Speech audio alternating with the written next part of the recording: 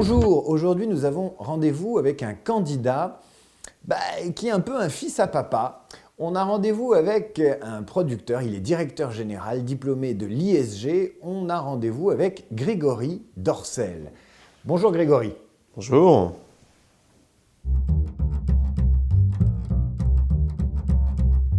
J'avais cette spécificité d'être assez jeune et d'avoir déjà pas mal de connaissances du milieu. Et la plupart du temps, mes recruteurs me disaient « mais fuyez, n'acceptez pas le poste que je vous présente ». Enfin, fin d'interview, c'était toujours grossièrement la même chose. Donc, ce poste n'est pas pour vous et il vous faudra attendre 10 ans avant de faire quelque chose d'intéressant chez nous. Voilà.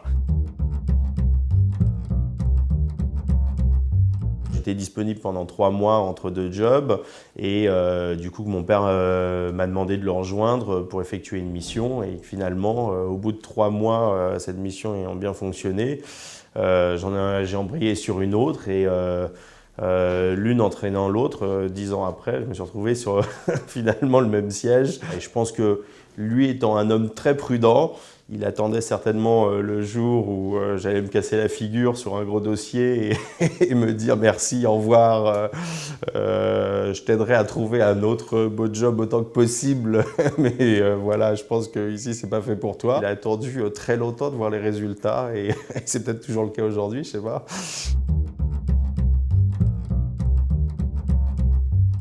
Le détail qui tuerait, mais auquel finalement on n'est jamais confronté, ou quasiment jamais, c'est ceux qui font un mélange de style entre notre activité, le X, le sexe et notre travail, et ensuite le professionnalisme qui est nécessaire. Confondre vie privée et vie professionnelle, ça ne pourrait pas marcher chez nous, non. Je crois qu'on doit recevoir à peu près le même nombre de candidatures spontanées, on va dire pour des jobs administratifs ou en tous les cas plus traditionnels, et à peu près le même nombre pour des candidatures d'actrices ou d'acteurs. Mais finalement, on retient beaucoup moins d'actrices et d'acteurs que de candidats traditionnels.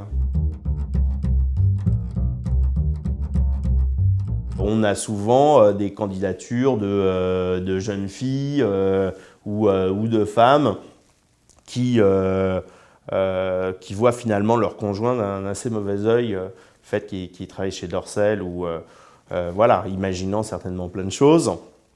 Et à l'inverse, j'ai eu une candidature il n'y a pas longtemps d'une femme d'une quarantaine d'années qui m'a dit, mon mari m'a dit qu'il fallait absolument que je postule ici, voilà, que c'était une super boîte. Et voilà. Mais bon, il y a un fantasme autour de notre société, c'est très bien, on en vit aussi, c'est parfait que ça reste comme ça. C'est notamment pour ça que chez nous, c'est une femme qui s'en occupe.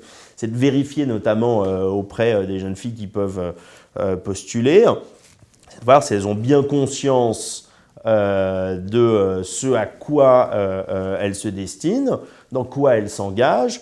Est-ce que c'est un simple coup de tête? Est-ce que c'est par rébellion contre je ne sais quoi? Du coup, est-ce que le modèle, l'actrice, est dans une démarche qui est pleinement rationnelle et assumée? Ça, c'est très important pour nous. C'est une expérience qui peut être très bénéfique et qui peut être fabuleuse, apporter beaucoup à des personnes qui recherchent ce type d'expérience. Mais il faut bien avoir conscience qu'effectivement, c'est pour toujours. Fut un temps, on avait beaucoup plus de candidatures d'hommes et puis maintenant, les choses se sont un petit peu inversées. On a beaucoup plus de candidatures de femmes. Et je dirais que même les choses ont évolué ces 5 dernières années. C'est plus des candidatures de couple, finalement. Clairement, être actrice, être acteur, c'est aussi le reflet d'un fantasme personnel. C'est avoir goût à l'exhibition. C'est avoir goût, oui, au plaisir qui est généré par l'exhibition. La plupart se marient, se font oublier et ont une vie de famille tout à fait normale avec mari, enfants, etc. Et d'autres essayent désespérément de continuer à briller et parfois, bon, elles ne trouvent pas le créneau. Enfin, beaucoup l'ont trouvé, je pense à Clara Morgan, notamment en France, et d'autres, soit poussées par leur soi-disant nouveaux managers, soit poussés par l'aigreur, ont souvent tendance à dire « Ah oui, j'ai fait ça, mais je le regrette » ou « J'ai été poussé » ou etc. Malheureusement, ça fait partie de la loi du genre. Est-ce que vous recruteriez plus volontiers un diplômé de l'X ou un passionné de X?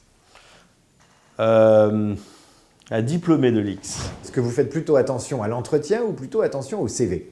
Je fais plutôt attention à l'entretien.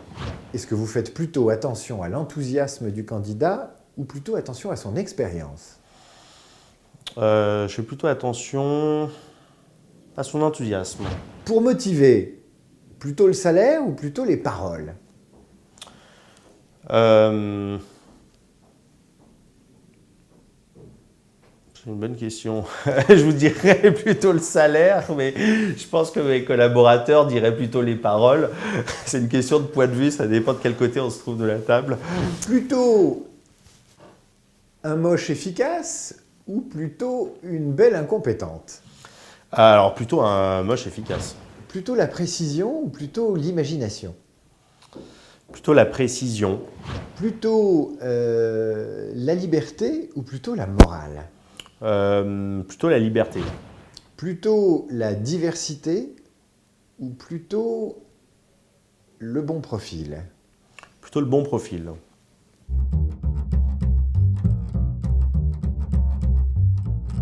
Le défaut que je n'ai pas, l'immobilisme.